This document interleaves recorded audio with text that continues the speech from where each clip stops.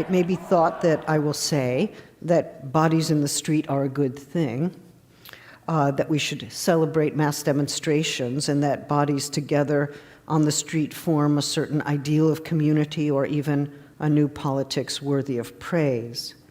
Though sometimes bodies assembled on the street are clearly cause for joy, even for hope, let us remember that the phrase, bodies on the street, can refer equally well to right-wing demonstrations, military soldiers assembled to quell demonstrations, and to forms of military occupation. So from the start, we have to be prepared to ask, under what conditions do we find bodies assembled on the street to be cause for celebration? Or what forms of assembly actually work in the service of realizing greater ideals of justice and equality? Although there are those who will say that active bodies assembled on the street constitute a surging multitude, one that in itself constitutes a radical democratic event or action, I am only partially in agreement with that view. There are all sorts of surging multitudes I don't want to endorse, and they would include racist or fascist congregations and mass movements. I don't think the point of politics is simply to surge forth together, constituting a new sense of the people, although sometimes for the purposes of radical democratic change, which I do endorse and for which I struggle, it is important to surge forth in ways that claim and alter the attention of the world.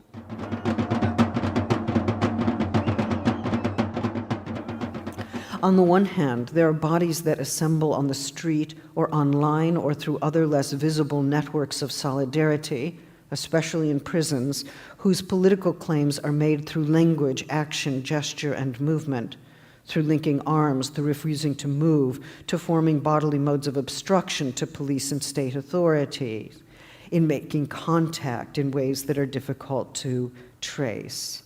And in this sense, we can say that these bodies form networks of resistance together, remembering that bodies are not just active agents of resistance, but also fundamentally in need of support. So I hope I am now able to make clear at least 2 points about vulnerability that seek neither to idealize nor to discount its political importance. The first is that vulnerability cannot be associated exclusively with injurability, that all responsiveness to what happens, including the responsiveness of those who document the losses of the past, is a function and effect of vulnerability, of being open to a history that is not told, or being open to what another body undergoes.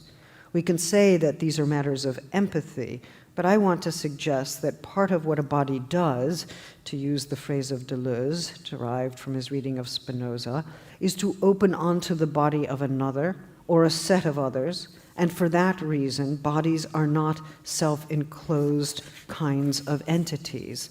They are always, in some sense, outside themselves, exploring or navigating their environment, extended and even sometimes dispossessed through the senses.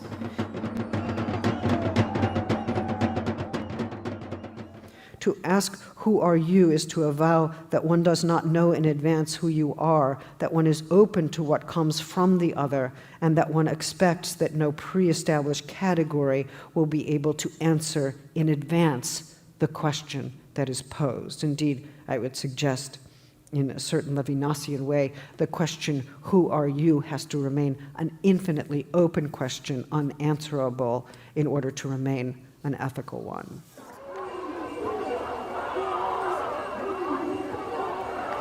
So when people take to the streets together, they form something of a body politic. And even if that body politic does not speak in a single voice, even when it does not speak at all or make any claims, it still forms, asserting its presence as a plural and obdurate bodily life. What is the political significance of assembling as bodies, stopping traffic, or claiming attention? or moving not as stray and separate individuals, but as a social movement of some kind.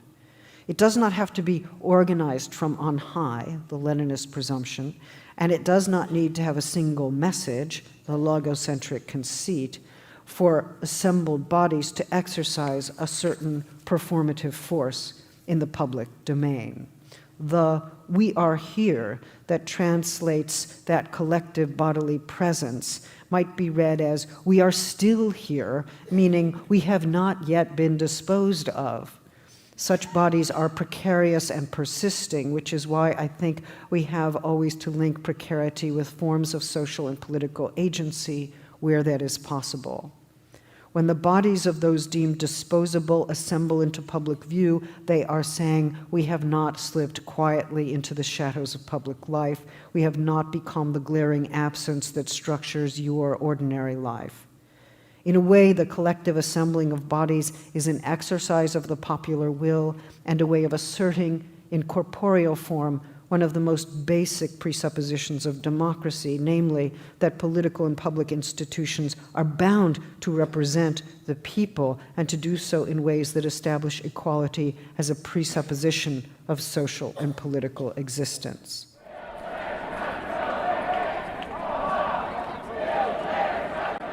Finally, then, bodies on the street are precarious. They're exposed to police force and sometimes endure physical suffering as a result.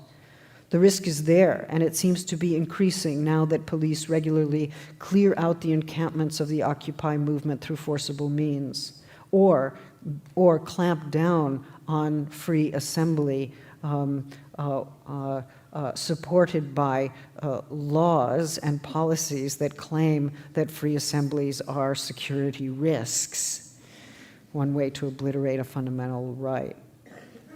Those bodies are also obdurate and persisting. They insist on their continuing and collective there-ness or here-ness, and in these recent forms, organizing themselves without hierarchy, and so exemplifying the principles of equal treatment they are demanding of public institutions.